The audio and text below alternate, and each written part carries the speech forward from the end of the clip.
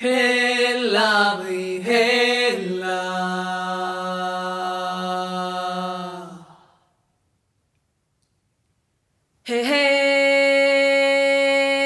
Hella või hella. Hella või hella. Tõistrejan või hella. Tule sina siia või hella, kas või oma karjaga. Hella või hellalla, hella või hella, hellalla. Tegelikult mul ema, vanaema mõlemad olid üsna nagu usinad tegijad.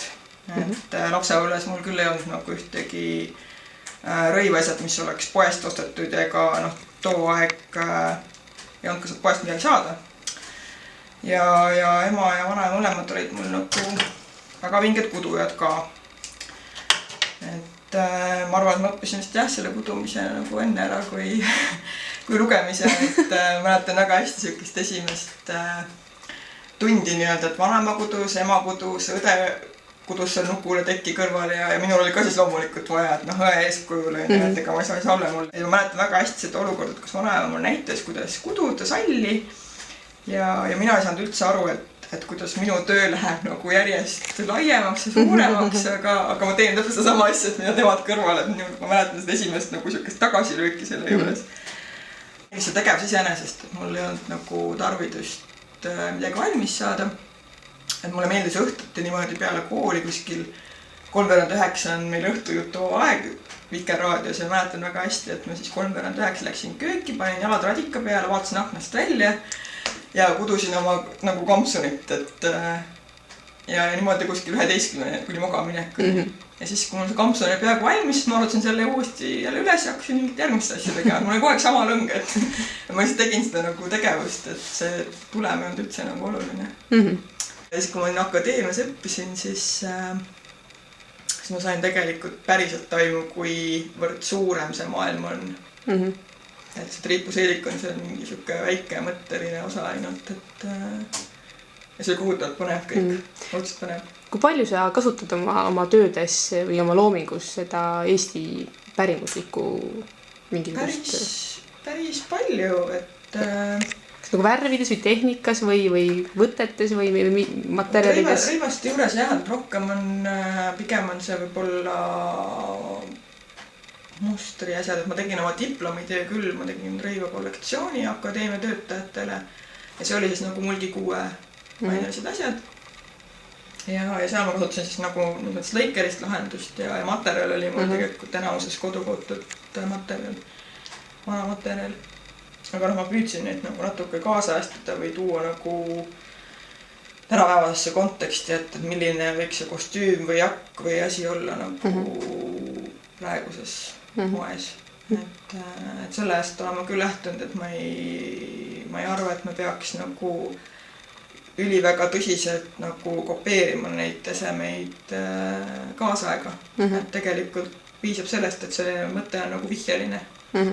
Et kas ta siis on mõni väike detail, kaunistusdetail või mingi lõikeline eripära. Töökoht ka selleks läks päris hea mitu aastat tegelikult, et kui ma 2006 akadeemia lõpetasin, siis ma läksin õmblemist õppima Tartusse eraldi veel juurde. Ja selle kõrvalt ma kogu aeg nagu tegin tööd ka, et kõik ma õppisin kohe nagu rakendasin tööle ja siis mul oli ka oma ateljee oli minu koduköögis põhimõtteliselt. Et ma aastaid ikkagi tegin nii-öelda põlve otsas ja kodus ja siis nüüd, kui ma Viljandist tagasi tulin 3 aastat tagasi, siis loomeinkubaatorisse ma algul tulin nagu projektipõhiselt tööle ja siis ma tegin sinna ikkagi lõpuks oma ateljee ka. Ja nüüd ma olengi siin endises Leo Abrikoones 2 toas ja siis pean oma väikest stuudiot. Üksikinimeste nagu asjad või nagu eratööd või eratellimused. Et ma selles mõttes kollektsiooni ei loo ja ma ei tooda asju. Et ma teen neid, mis nagu tulevad tellimuse peale või mida täpselt vaja on. Nii et võib öelda, et iga asi, mis sa teed, on hästi on eriline, ühekordne, et sa ei tee neid nagu topelt või ei, ma ei ole teinud jah, et siuke tiražeerimine on minu jaoks hästi võõras teema ja üks asi, et mul puudub nagu kannatus selle tegemise jaoks, et ma vajan vaheldust hästi palju. Mida nagu sellised eratööd annavad mulle võimaluse seda teha. Et kas siis kanga kudumisest kuni õmblemiseni, et ja kõik vahepealsed variandid kaasa arvatud. Et ma ei tüdine ära sellest tegevusest. Et mulle meeldib luua selles mõttes nagu võib-olla isegi natuke kalleid või kulukaid nagu esemeid, aga ma tean, et inimesed kannavad 10 aastat.